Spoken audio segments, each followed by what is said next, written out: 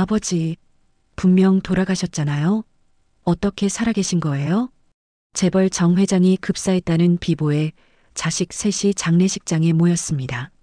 장남은 회사를 빼돌리고 둘째는 비자금 계좌를 훔쳤으며 막내딸 수진만 홀로 아버지를 간호했죠. 장례가 끝나자 남은 건 수십억 빚더미뿐. 형제들은 빚을 막내에게 떠넘기고 도망쳤습니다. 그런데 형제들이 재산 다툼하던 그 순간 관 속에 누웠던 아버지가 살아 돌아왔습니다.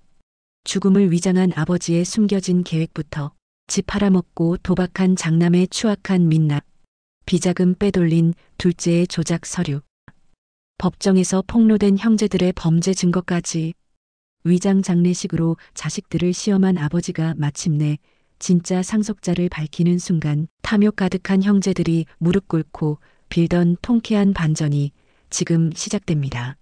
오늘 이야기 시작하기 전에 구독과 좋아요 꼭 눌러주세요. 그럼 이야기 시작하겠습니다. 정 회장은 병실 침대에 누워 있었습니다. 70대 중반의 나이에 건강이 급격히 악화됐어요. 한때 수백억 재산을 일군 재벌이었지만 이제는 호흡기의 의지에 간신히 숨을 쉬고 있었죠. 병실 밖에서는 간호사들이 수군거렸습니다. 정 회장님 상태가 안 좋으시대요. 가족들은 자주 오세요? 막내딸만 매일 오시더라고요. 간호사들의 대화였어요. 정 회장에게는 자식이 셋 있었습니다.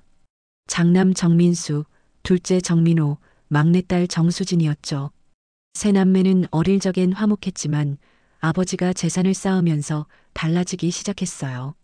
특히 장남 민수는 아버지 회사를 물려받겠다는 욕심에 눈이 멀었고 둘째 민호는 일찍 해외로 나가 사업을 한다며 가족과 거리를 뒀습니다.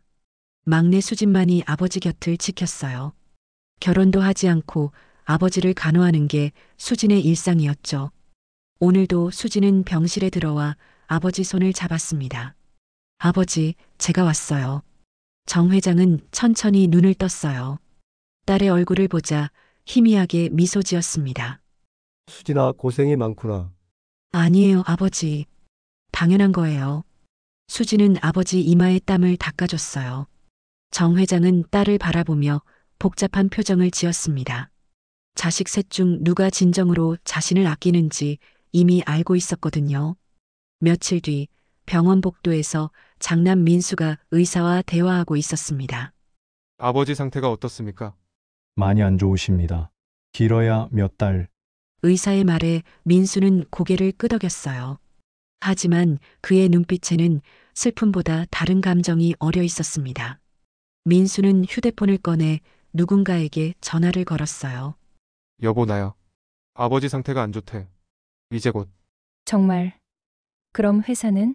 아내의 목소리가 들렸습니다. 당연히 내가 물려받겠지. 장남이잖아.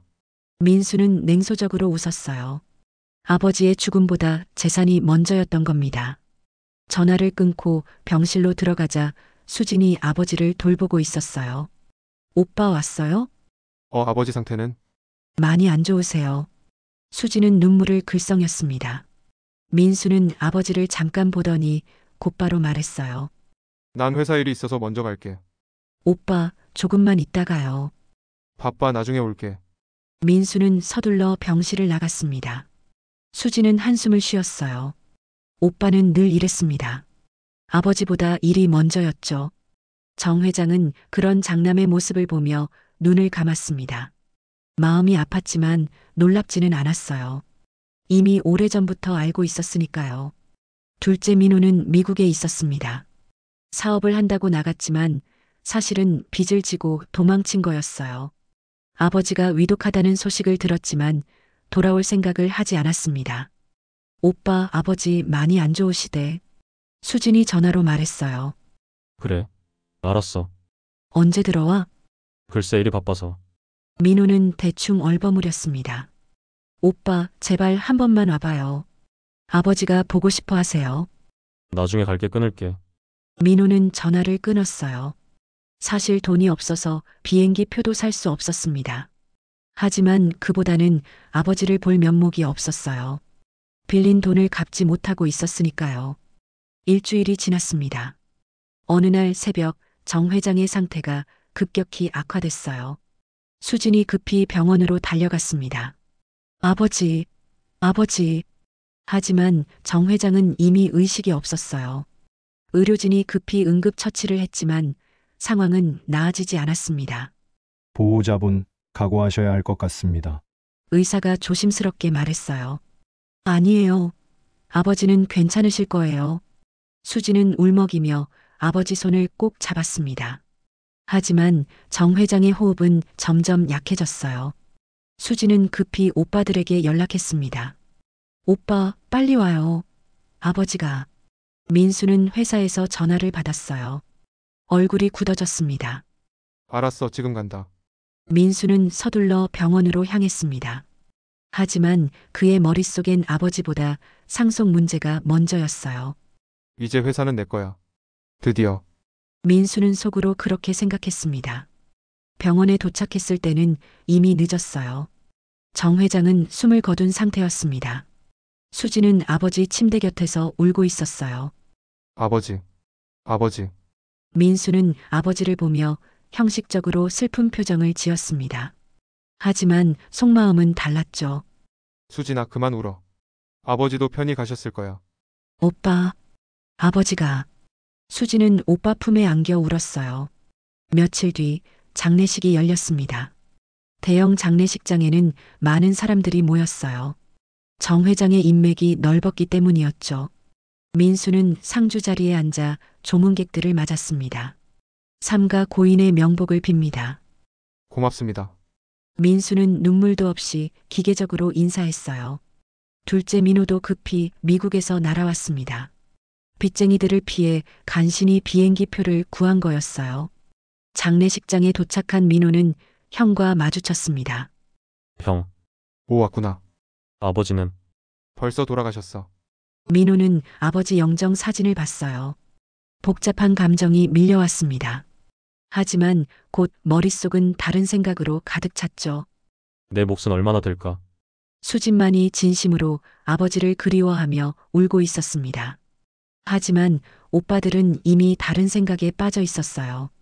장례식이 끝난 저녁, 세 남매는 조용한 방에 모였습니다. 민수가 먼저 입을 열었어요. 이제 아버지 재산 정리를 해야 할 것 같아. 오빠, 장례도 끝나지 않았는데. 수진이 말했지만 민수는 무시했습니다. 어차피 해야 할 일이야. 빨리 정리하는 게 좋아. 형 말이 맞아. 나도 곧 미국 돌아가야 해서. 민호도 거들었어요. 수지는 오빠들을 보며 실망했습니다. 아버지가 돌아가신 지 며칠도 안 됐는데 벌써 재산 이야기를 하다니요. 오빠들, 아버지 생각은 안 나요? 당연히 나지. 하지만 현실적인 문제도 해결해야 해. 민수는 차갑게 말했어요. 다음 날 변호사가 찾아왔습니다. 유언장을 공개하기 위해서였죠. 세 남매는 긴장한 표정으로 앉아 있었어요. 변호사는 서류를 펼쳤습니다. 고인께서 남기신 유언장입니다. 빨리 읽어주세요. 민수가 재촉했어요. 변호사는 유언장을 읽기 시작했습니다.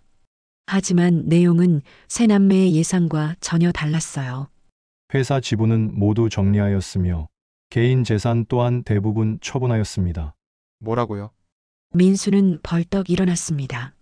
그리고 남은 재산은 변호사는 잠시 멈췄다가 말을 이었어요. 거의 없습니다. 오히려 빚이 수십억 원 남아 있습니다. 빚이요. 민호도 놀라 소리쳤어요. 네, 회사가 부도 직전이었고 개인적으로도 많은 빚을 지셨습니다. 세 남매는 충격에 빠졌습니다. 재벌이라고 믿었던 아버지가 사실은 빚더미에 앉아 있었던 거예요. 이럴 수가. 이게 무슨. 민수는 주저앉았습니다. 수진도 믿을 수 없다는 표정이었어요. 아버지가 그렇게 힘들었는데 자신은 몰랐던 거죠. 그럼 우리가 빚을 갚아야 한다는 건가요? 민호가 떨리는 목소리로 물었습니다. 법적으로는 상속 포기를 하실 수 있습니다. 하지만 그러면 아무것도 받지 못하시죠. 변호사는 담담하게 설명했어요.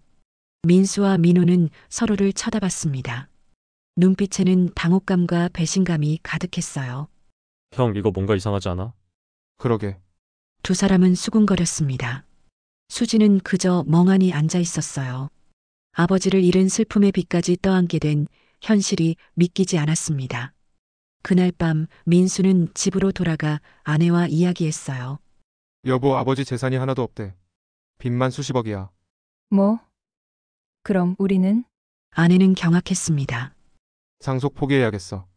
빚까지 떠안을 순 없잖아. 당연하지. 빨리 포기해. 아내는 다그쳤어요. 민호도 미국에 있는 친구에게 전화했습니다. 야, 나 큰일 났어. 아버지 유산이 빚밖에 없대. 진짜? 그럼 너 어떡하려고? 포기해야지. 내가 왜 아버지 빚을 갚아? 민호는 자기 합리화를 했어요. 오직 수진만이 고민에 빠졌습니다. 아버지가 남긴 빚을 그냥 버릴 수 없었어요. 평생 자신을 키워준 아버지였으니까요. 어떡하지? 수진은 밤새 잠을 이루지 못했습니다. 며칠 뒤 세 남매는 다시 모였어요. 민수가 먼저 입을 열었습니다. 나는 상속 포기할 거야. 나도. 민호도 동조했어요. 오빠들, 아버지 빚은 어떡하고요? 수진이 물었습니다. 그건 네가 알아서 해. 민수는 냉정하게 말했어요. 네, 제가요? 넌 아버지랑 제일 가까웠잖아. 내가 책임지는 게 맞아. 형 말이 맞아. 우리는 각자 사정이 있어. 민호도 거들었습니다. 수진은 믿을 수 없었어요. 오빠들이 빚을 자신에게 떠넘기려는 거였죠. 오빠들, 이러시면 안 돼요. 안 되긴 뭐가 안 돼. 우리도 살아야 해. 민수는 소리쳤습니다. 결국 민수와 민호는 상속 포기 서류에 도장을 찍었어요. 수진만 혼자 남았습니다. 수진아, 넌 어떻게 할 거야? 저는 아버지 빚을 갚을게요.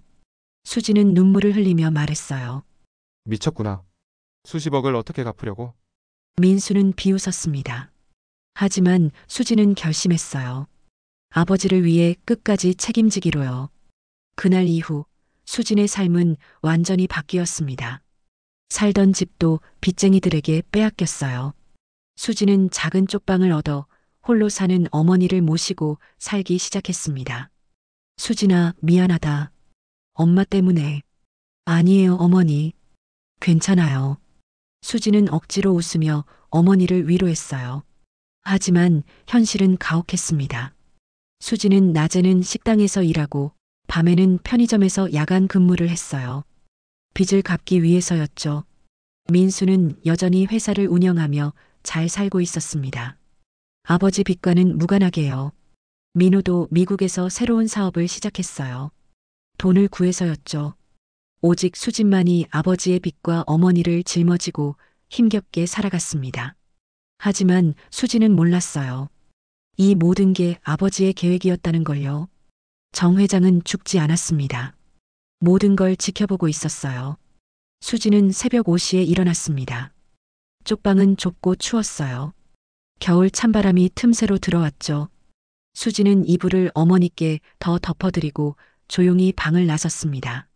첫 번째 일터인 식당으로 가야 했거든요. 버스를 타고 1시간을 가서 식당에 도착했어요. 주인 아주머니가 반겼습니다. 수진아, 왔구나. 고생이 많아. 괜찮아요, 사장님. 수진은 앞치마를 두르고 설거지를 시작했어요. 접시가 산더미처럼 쌓여 있었습니다. 손은 차가운 물에 얼얼했지만 수진은 묵묵히 일했어요. 점심시간이 되자 손님들이 몰려왔습니다. 수진은 홀서빙까지 도맡았어요. 정신없이 뛰어다니다 보면 하루가 금방 지나갔죠. 수진 씨, 오늘도 고생했어요. 이거 받아요. 사장님이 봉투를 건넸습니다. 하루 일당이었어요. 감사합니다. 수진은 고개를 숙여 인사했습니다.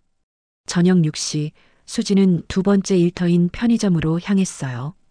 밤 12시까지 일해야 했습니다. 편의점은 한적했지만 가끔 술 취한 손님들이 들어와 시끄럽게 굴곤 했어요. 야, 아가씨, 담배 한 갑. 네, 손님. 어떤 걸로 드릴까요? 수진은 항상 공손하게 대했습니다. 밤 12시가 넘어 집으로 돌아오면 온몸이 축 늘어졌어요. 하지만 어머니를 보면 힘을 냈습니다. 수진아, 밥 먹었니? 네, 어머니. 어머니는요? 엄마는 먹었어. 걱정 마. 어머니는 수진을 안쓰럽게 쳐다봤어요. 수진은 그렇게 매일을 버텼습니다. 아버지가 남긴 빚을 조금씩 갚아나가면서요. 한편 장남 민수는 여전히 회사를 운영하고 있었어요. 하지만 회사 사정은 좋지 않았습니다. 아버지가 남긴 빚 때문에 신용도가 떨어졌거든요. 사장님, 이번 분기 실적이 안 좋습니다. 직원이 보고했어요. 알았어. 나가봐. 민수는 짜증스럽게 손을 흔들었습니다. 사실 민수는 몰래 회사 돈을 빼돌리고 있었어요. 도박 빚을 갚기 위해서였죠. 민수는 주말마다 카지노에 갔습니다. 잃은 돈을 만회하려고 더 큰 돈을 걸었어요. 하지만 계속 잃기만 했습니다. 젠장, 오늘도 졌어. 민수는 머리를 쥐어뜯었어요. 집에 돌아오면 아내가 기다리고 있었습니다. 여보, 돈 좀 줘요. 애들 학원비 내야 해요. 지금 없어. 나중에. 민수는 화를 냈어요. 당신 요즘 이상해요. 도대체 돈은 어디 쓰는 거예요? 시끄러워. 신경 꺼. 민수는 방으로 들어가 문을 쾅 닫았습니다. 결국 민수는 회사 건물을 몰래 팔기로 결심했어요. 도박 빚을 갚고 새로운 사업을 시작하려는 계획이었죠. 사장님, 건물을 파신다고요? 부동산 중개인이 물었습니다. 응, 빨리 처리해줘. 조용하게. 알겠습니다. 며칠 뒤 건물이 팔렸어요. 민수는 그 돈으로 도박 빚을 갚았습니다. 하지만 회사 직원들은 아무것도 몰랐어요. 둘째 민호는 미국에서 또 다른 일을 꾸미고 있었습니다. 아버지 명의로 숨겨둔 비자금 계좌가 있다는 소문을 들었거든요. 형, 아버지 비자금 계좌 알아? 민호가 민수에게 전화했어요. 비자금? 그런 거 있어? 소문 들었어. 스위스 은행에 있다던데. 정말? 그럼 우리가 찾아야지. 민수는 눈이 번쩍 뜨였습니다. 하지만 수진이는 빼고 우리끼리 나누자. 당연하지.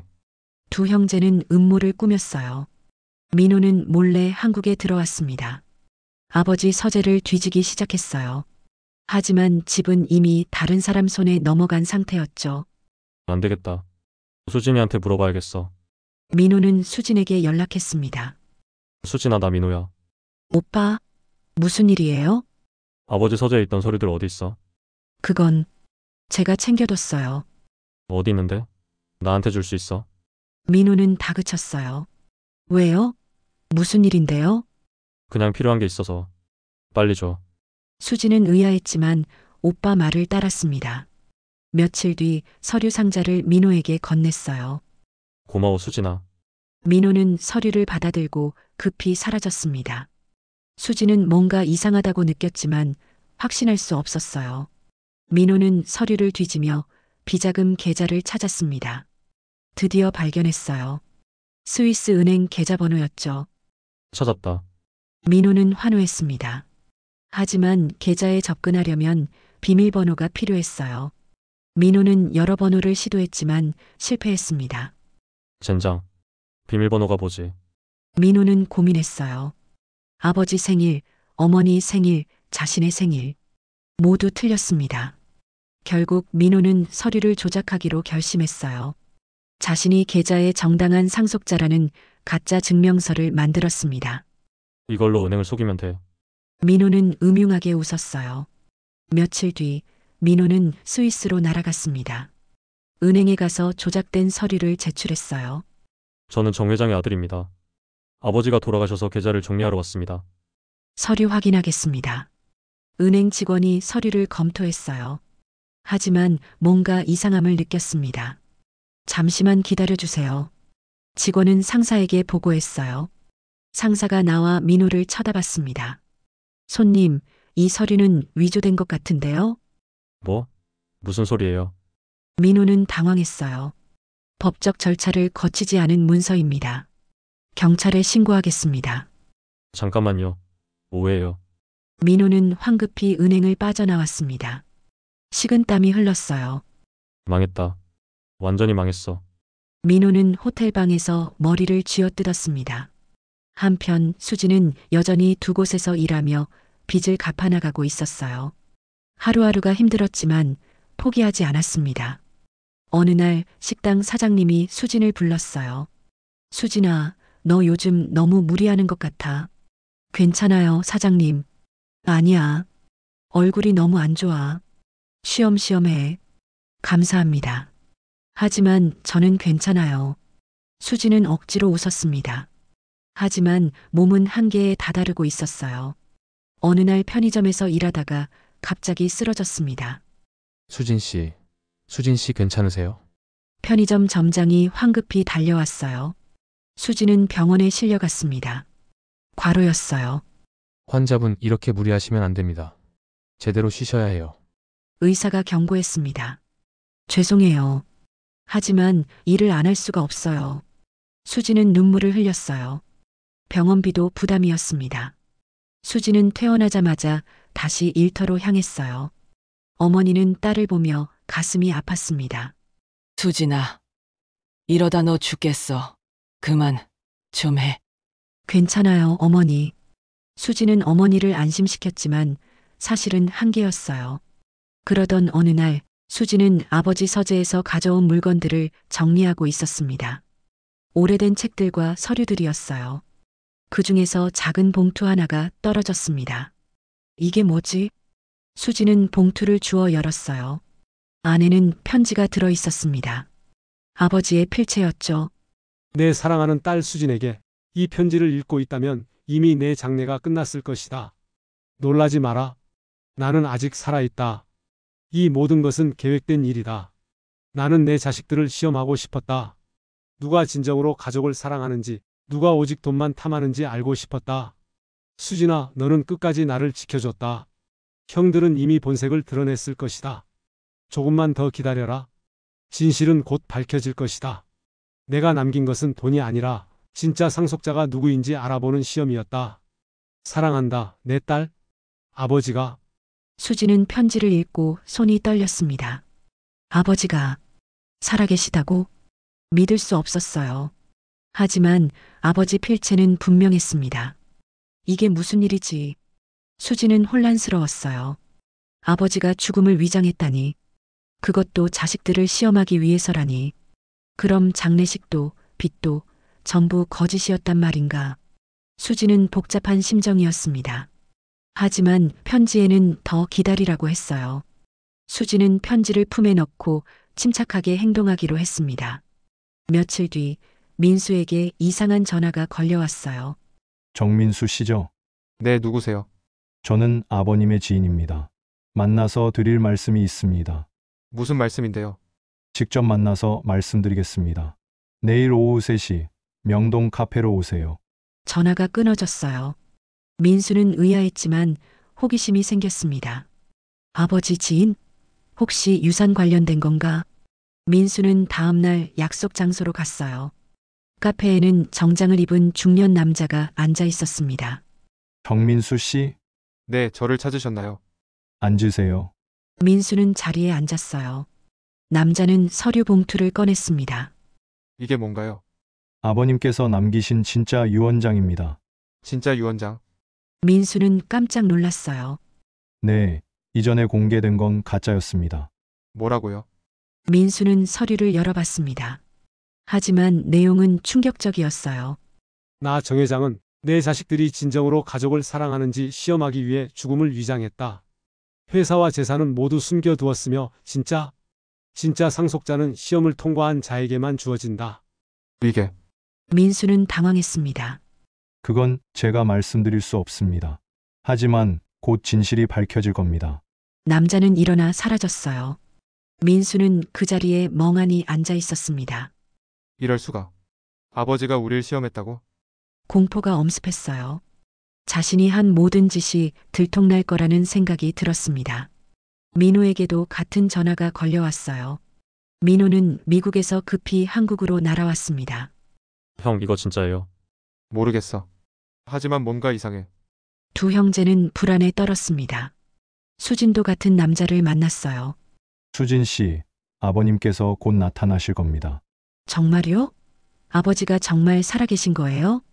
네, 조금만 기다리세요. 수지는 눈물이 났어요. 아버지를 다시 볼 수 있다니. 며칠 뒤 세 남매에게 동시에 메시지가 왔습니다. 내일 오후 2시 옛 저택으로 오시오. 마이너스 정 회장. 세 사람은 모두 충격을 받았어요. 아버지가 민수는 식은땀을 흘렸습니다. 민호도 패닉 상태였어요. 이제 어떡하지? 수진만이 기쁨에 차 있었습니다. 아버지, 드디어 만날 수 있어. 운명의 날이 다가오고 있었습니다. 다음 날 오후 2시, 민수, 민호, 수진이는 저택에 도착했습니다. 서재 안에는 한 남자가 창밖을 바라보고 서 있었어요. 뒷모습이었지만 세 사람은 즉시 알아봤습니다. 아버지, 수진이 떨리는 목소리로 불렀어요. 남자가 천천히 돌아섰습니다. 정 회장이었어요. 조금 야윈 모습이었지만 분명히 살아있었습니다. 오래간만이구나, 아이들아. 정 회장은 차분하게 말했어요. 아버지, 정말 살아계셨어요. 수지는 달려가 아버지를 안았습니다. 눈물이 터져 나왔어요. 그래, 내 딸. 고생 많았구나. 정 회장은 수진을 토닥였습니다. 반면 민수와 민호는 얼어붙었어요. 두려움이 엄습했습니다. 아버지, 어떻게? 민수는 말을 잇지 못했어요. 놀랐느냐? 내가 죽은 줄 알았지? 정 회장은 두 아들을 냉정하게 쳐다봤습니다. 그게 민호도 식은땀을 흘렸어요. 앉아라. 할 이야기가 많다. 정 회장은 소파를 가리켰습니다. 세 남매는 자리에 앉았어요. 정 회장은 그들 앞에 섰습니다. 너희가 궁금할 것이다. 왜 내가 죽음을 위장했는지. 아무도 대답하지 못했어요. 이유는 간단하다. 너희를 시험하기 위해서였다. 정 회장은 천천히 말했습니다. 내가 죽으면 너희가 어떻게 행동할지 보고 싶었다. 누가 진정으로 가족을 사랑하는지, 누가 돈만 탐하는지 말이다. 민수와 민호는 고개를 숙였어요. 그래서 가짜 유언장을 만들고 빚이 있다는 거짓말을 퍼뜨렸다. 아버지, 수지는 복잡한 표정이었어요. 그리고 너희의 반응을 지켜봤다. 정 회장은 테이블 위에 파일들을 펼쳤습니다. 민수, 넌 회사 건물을 팔았지? 민수는 얼굴이 새하얘졌어요. 그건 사정이 있어서. 사정? 도박 빚을 갚기 위해서였지? 정 회장의 목소리는 차가웠습니다. 아버지, 죄송합니다. 민수는 무릎을 꿇었어요. 민호, 너는 더 심하더구나. 정 회장은 둘째를 봤습니다. 비자금 계좌를 훔치려고 서류를 조작했지? 아버지. 그건 스위스 은행에서 신고가 들어왔다. 위조 서류로 계좌를 해킹하려 했다고. 민호는 말문이 막혔어요. 심지어 수진이한테서 서류를 속여서 빼앗았지? 죄송합니다. 정말 죄송합니다. 민호도 바닥에 엎드렸습니다. 하지만 수진이는 달랐다. 정 회장은 막내딸을 보며 미소 지었어요. 아버지 빚을 혼자 짊어지고 어머니를 모시며 두 곳에서 일하며 버텼지. 아버지, 수지는 눈물을 흘렸습니다. 쓰러질 때까지 일하면서도 포기하지 않았어? 진정한 효녀였다. 정 회장은 수진 어깨에 손을 얹었어요. 너만이 진짜 가족을 지켰다. 민수와 민호는 얼굴을 들지 못했어요. 부끄러움과 죄책감이 엄습했습니다. 아버지 정말 죄송합니다. 제가 잘못했습니다. 민수는 울먹였어요. 저도 죄송합니다. 다시는 그러지 않겠습니다. 민호도 빌었습니다. 하지만 정 회장은 냉정했어요. 너희는 이미 기회를 잃었다. 내가 살아있을 때도, 죽었다고 생각했을 때도 너희는 오직 돈만 생각했다. 아버지, 특히 수진이한테 빚을 떠넘기고 도망쳤지. 그게 오빠로서 할 짓이냐? 정 회장의 목소리에는 분노가 섞여 있었어요. 죄송합니다. 정말 죄송합니다. 두 아들은 바닥에 머리를 박으며 빌었습니다. 이제 심판을 내리겠다. 정 회장은 엄숙하게 말했어요. 민수, 민호. 너희는 더 이상 내 아들이 아니다. 아버지, 상속권도 재산도 아무것도 주지 않을 것이다. 두 아들은 경악했어요. 뿐만 아니라 너희가 저지른 범죄는 법적으로 처벌받을 것이다. 범죄요. 민수는 떨었습니다. 회사 자산을 무단으로 처분한 것, 서류 위조, 사기 시도. 모두 범죄다. 정 회장은 또 다른 서류를 꺼냈어요. 이미 경찰에 고발했다. 곧 조사를 받게 될 것이다. 아버지. 제발. 민호는 아버지 발을 붙잡았어요. 용서해 주세요. 다시는 안 그러겠습니다. 늦었다. 이미 기회를 줬지만 너희는 스스로 져버렸다. 정 회장은 단호했습니다. 그때 현관 초인종이 울렸어요. 경찰이 도착한 거였습니다. 정민수 씨, 정민호 씨 계십니까? 경찰이 서재로 올라왔어요. 배임죄와 사문서 2조 혐의로 동행해 주시겠습니까? 안 돼요. 아버지, 민수는 울부짖었지만 경찰은 그를 끌어냈습니다. 형, 살려줘요. 민호도 수갑을 찬 채 끌려갔어요. 수지는 그 모습을 보며 복잡한 심정이었습니다.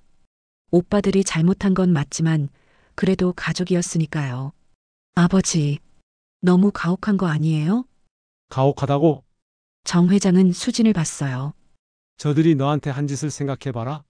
빚을 떠넘기고 너 혼자 고생하게 만들었잖아. 그래도 수진아, 가족은 피가 아니라 마음으로 이어지는 거다. 정 회장은 딸 어깨를 토닥였습니다. 저들은 이미 가족의 마음을 잃었어. 이제 대가를 치러야 한다. 수지는 고개를 끄덕였어요. 아버지 말이 맞았습니다. 그럼 이제 진짜 이야기를 하자. 정 회장은 금고를 열었어요. 안에는 수많은 서류와 통장이 들어 있었습니다. 사실 회사도 재산도 모두 그대로 있다. 네. 수지는 놀랐어요. 빚도 없다. 전부 거짓말이었어. 그럼 응, 모든 게 시험이었다. 너희를 시험하기 위한. 정 회장은 서류를 수진에게 건넸습니다. 이제 이 모든 것은 내 거다. 회사도 재산도 전부. 아버지, 저는 넌 자격이 있어? 끝까지 가족을 지킨 내가 진짜 상속자야. 수지는 눈물을 흘렸어요. 아버지의 사랑과 신뢰가 느껴졌습니다. 고맙습니다, 아버지. 고마워할 건 없다. 내가 받아 마땅한 거야. 정 회장은 딸을 안아줬어요. 밖에서는 경찰차 사이렌 소리가 들렸습니다. 민수와 민호를 태우고 떠나는 소리였죠. 이제 새로운 시작이다, 수진아. 네, 아버지. 수지는 미소 지으며 창밖을 바라봤습니다. 힘든 시간이었지만 결국 진실이 승리한 거예요. 경찰서로 끌려간 민수와 민호는 조사를 받았습니다. 증거는 명확했어요. 회사 건물을 무단으로 판 기록, 위조된 서류, 은행 해킹 시도까지. 두 사람은 변명할 여지가 없었습니다. 정민수 씨, 회사 자산을 개인적으로 처분한 게 맞습니까? 형사가 물었어요. 그건 제 판단이었습니다. 민수는 고개를 숙였습니다. 판단이 아니라 횡령입니다. 그 돈으로 도박을 했죠. 죄송합니다. 민수는 더 이상 변명하지 못했어요. 다른 방에서는 민호가 조사받고 있었습니다. 정민호 씨, 스위스 은행에 위조 서류를 제출한 게 맞습니까? 그건 제가 상속자니까. 상속자라도 위조는 범죄입니다. 형사는 차갑게 말했어요. 저는 그냥 제 몫을 찾으려고. 목, 아버님이 살아계신데 무슨 몫입니까? 민호는 할 말을 잃었습니다. 이틀 뒤 두 사람은 구속됐어요. 뉴스에 대서특필됐습니다. 재벌 2세들, 아버지 재산 빼돌리다 구속. 위장 장례로 자식 시험한 정 회장, 두 아들 고발. 언론은 이 사건에 주목했어요. 사람들은 충격에 빠졌습니다. 세상에 아버지가 죽음을 위장했다고? 자식들이 그렇게 나쁜 짓을 했어? 막내딸만 착하게 살았다던데. 여론은 민수와 민호에게 냉정했어요. 반면 수진에게는 동정과 응원이 쏟아졌습니다. 수진은 하루아침에 유명인사가 됐어요. 인터뷰 요청이 쇄도했지만 수진은 모두 거절했습니다. 저는 그냥 당연한 일을 했을 뿐이에요. 수진은 조용히 말했어요. 정 회장은 회사로 복귀했습니다. 직원들은 회장이 살아 돌아온 걸 보고 경악했어요. 회장님, 정말 살아계셨습니까? 그렇다. 미안하다. 모두를 속여서. 정 회장은 직원들에게 사과했습니다. 하지만 이제 회사는 정상화될 것이다. 내 딸 수진이가 대표를 맡을 것이다. 네, 수진 씨가요? 직원들은 놀랐어요. 며칠 뒤 수진은 회사에 출근했습니다. 대표 사무실에 앉으니 실감이 나지 않았어요. 이게 꿈만 같아. 수진은 중얼거렸습니다. 정 회장이 사무실로 들어왔어요. 적응되니? 아직은 어색해요. 괜찮다. 정 회장은 딸을 격려했습니다. 아버지, 정말 제가 할 수 있을까요? 물론이다. 넌 끝까지 포기하지 않았잖아. 그 정신이면 충분해. 수지는 아버지 말에 용기를 얻었어요. 열심히 하겠습니다. 그래, 내 딸. 수지는 회사 일을 배우기 시작했습니다. 처음엔 어려웠지만 성실하게 노력했어요. 직원들도 수진의 진심을 느끼고 협조했습니다. 대표님, 이번 프로젝트 보고서입니다. 고맙습니다. 검토해 볼게요. 수지는 밤늦게까지 서류를 읽었어요. 힘들었지만 보람이 있었습니다. 한편 구치소의 민수와 민호는 힘든 시간을 보내고 있었습니다. 죄수복을 입고 좁은 방에 갇혀 지냈어요. 이게 다 내 욕심 때문이야. 민수는 후회했습니다. 형, 우리 어떡하지? 민호도 절망했어요. 모르겠어. 이제 끝난 것 같아. 두 사람은 서로를 원망했습니다. 형이 도박만 안 했어도. 너는 뭐야? 서류 위조한 건? 형제는 서로 싸웠어요. 탐욕이 가족을 파괴한 겁니다. 재판일이 다가왔습니다. 법정에는 많은 사람들이 모였어요. 기자들도 카메라를 들고 대기했습니다. 민수와 민호는 수갑을 찬 채 법정에 섰어요. 초라한 모습이었습니다. 피고인들은 횡령, 사문서 위조, 사기 미수 등의 혐의를 받고 있습니다. 검사가 기소 내용을 낭독했어요. 증거는 명확합니다. 피고인 정민수는 회사 자산 30억 원을 무단으로 처분했고, 피고인 정민호는 은행 계좌를 해킹하려 위조 서류를 사용했습니다. 방청객들이 술렁거렸습니다. 변호사가 나섰지만 변호할 여지가 거의 없었어요. 피고인들은 일시적 판단 착오로 판단, 착오가 아닙니다. 검사가 반박했어요. 계획적이고 악의적인 범죄입니다. 증인으로 정 회장이 나왔습니다. 증인, 피고인들의 행동에 대해 말씀해 주십시오. 제 아들들은 저를 배신했습니다. 정 회장은 단호하게 말했어요. 제가 죽었다고 생각하자마자 재산만 탐했습니다. 막내딸에게 빚을 떠넘기고 도망쳤죠? 아버지, 민수는 울먹였지만 정 회장은 눈길도 주지 않았습니다. 저는 제 아들들을 용서할 수 없습니다. 엄벌을 원합니다. 방청석에서 박수가 터져 나왔어요. 판사는 잠시 고민하다 판결을 내렸습니다. 피고인 정민수, 횡령죄로 징역 5년을 선고합니다. 안 돼요. 민수는 무릎을 꿇었어요. 피고인 정민호, 사문서 위조 및 사기 미수로 징역 4년을 선고합니다. 판사님, 제발. 민호도 애원했지만 소용없었습니다. 또한 피고인들은 정 회장에게 손해배상금 각 10억 원을 지급하라. 망치가 내려쳤어요. 쿵. 판결은 확정됐습니다. 민수와 민호는 교도관에게 끌려갔어요. 방청석에서는 사람들이 박수를 쳤습니다. 잘됐다. 저런 놈들은 벌 받아야 해. 수지는 법정 뒤쪽에서 조용히 지켜보고 있었어요. 복잡한 심정이었습니다. 오빠들이 벌 받는 건 당연하지만 그래도 가슴 한구석이 아팠어요. 괜찮니? 정 회장이 다가왔습니다. 네, 괜찮아요. 미안하다. 내 오빠들이지만 아니에요, 아버지. 아버지는 잘하신 거예요. 수지는 고개를 끄덕였습니다. 법정을 나서자 기자들이 몰려들었어요. 수진 씨, 한 말씀 해주세요. 오빠들 판결에 대해 어떻게 생각하세요? 수지는 잠시 망설이다 입을 열었습니다. 오빠들이 잘못한 건 맞아요. 하지만 여전히 제 가족이에요. 용서하실 건가요? 용서와 처벌은 별개예요. 잘못은 벌받아야 하지만 언젠가는 다시 시작할 기회가 있었으면 좋겠어요. 수진의 말에 기자들은 감동했습니다. 역시 착한 분이시네요. 수진 씨, 앞으로 계획은 뭔가요? 아버지 회사를 잘 이끌고 직원들과 함께 성장하고 싶어요. 수진은 당당하게 대답했어요. 그날 저녁 뉴스에는 수진의 인터뷰가 대서특필됐습니다. 착한 막내딸 수진, 오빠들에게도 기회를. 탐욕 대신 사랑을 선택한 진짜 상속자. 사람들은 수진을 칭찬했어요. 정말 대단한 사람이야. 저런 마음씨를 가진 사람이 성공해야 해. 며칠 뒤 수진은 교도소를 방문했습니다. 민수를 면회하러 온 거예요. 오빠. 수진은 유리창 너머로 민수를 봤습니다. 민수는 많이 수척해져 있었어요. 죄수복을 입은 모습이 초라했습니다. 수진아, 미안해.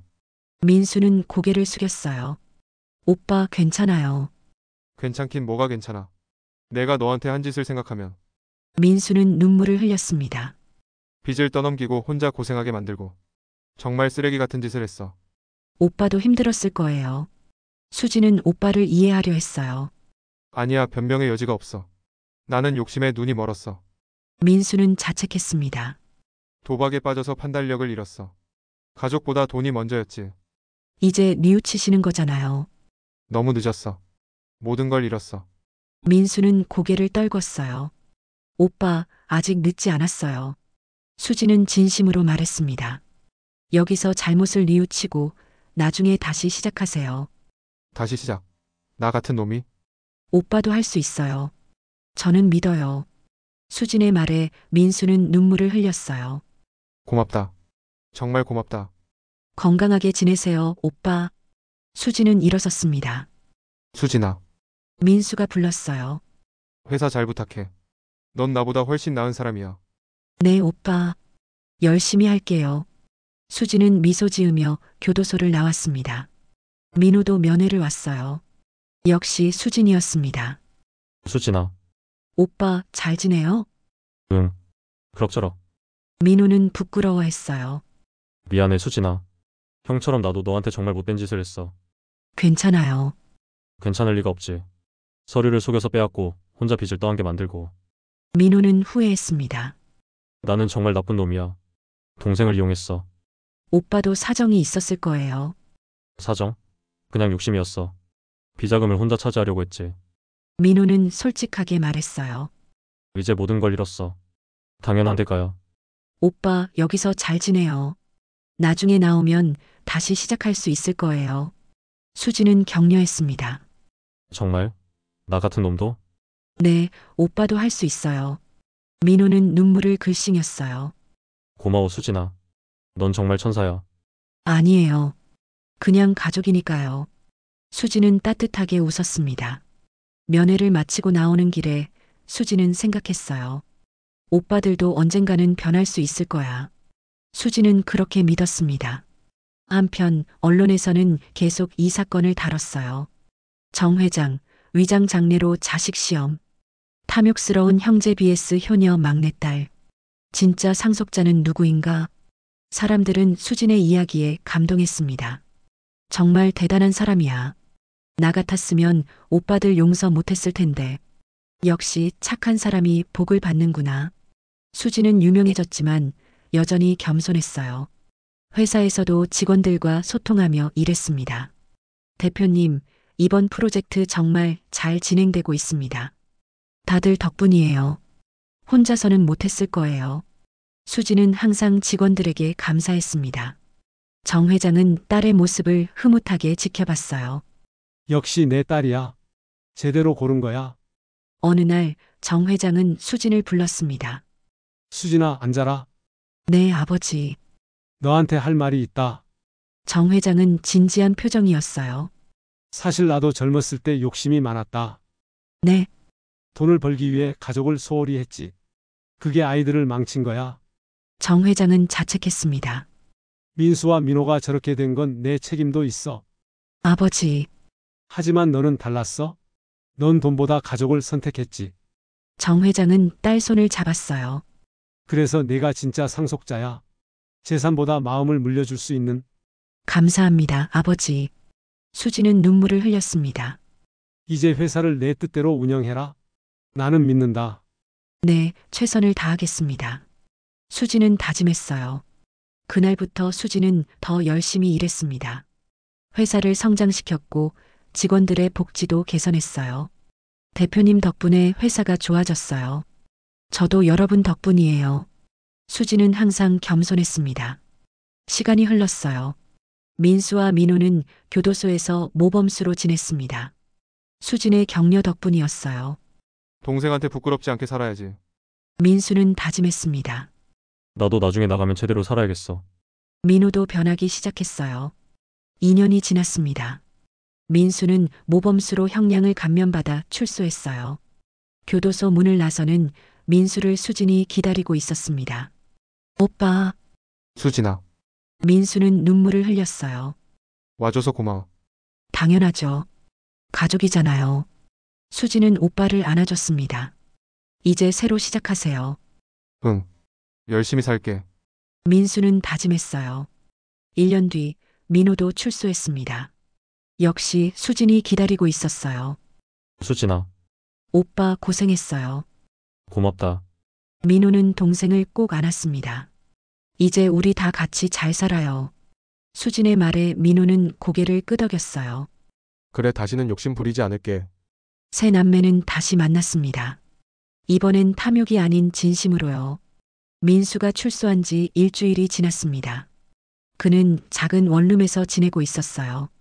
수진이 마련해 준 곳이었습니다. 수진아, 정말 고마워. 민수는 감사했어요. 괜찮아요, 오빠. 천천히 적응하세요. 나 일자리를 찾아야 하는데. 민수는 걱정스러웠습니다. 오빠, 우리 회사에 오세요. 뭐? 회사에? 민수는 놀랐어요. 네, 일반 직원으로요. 처음부터 다시 배우면서 일하세요. 수지는 진심으로 제안했습니다. 나 같은 놈을 받아줘. 오빠도 기회가 있어야죠. 민수는 눈물을 흘렸어요. 고맙다. 정말 고맙다. 다음 날부터 민수는 회사에 출근했습니다. 직원들은 처음엔 수군거렸어요. 저 사람이 전 대표 아들 아니야? 교도소에서 나왔다던데. 하지만 민수는 묵묵히 일했습니다. 과거의 자만심은 사라졌어요. 부장님, 이 서류 검토 부탁드립니다. 응? 아, 수고했네. 민수는 누구에게나 공손했습니다. 점심시간 직원 식당에서 혼자 밥을 먹고 있는데 수진이 다가왔어요. 오빠 같이 먹어요. 수진아, 회사 생활 어때요? 힘들지만 보람 있어. 처음으로 제대로 일하는 것 같아. 민수는 솔직하게 말했습니다. 잘하고 계세요. 수진은 오빠를 격려했어요. 한편 민호도 출소 후 힘든 시간을 보내고 있었습니다.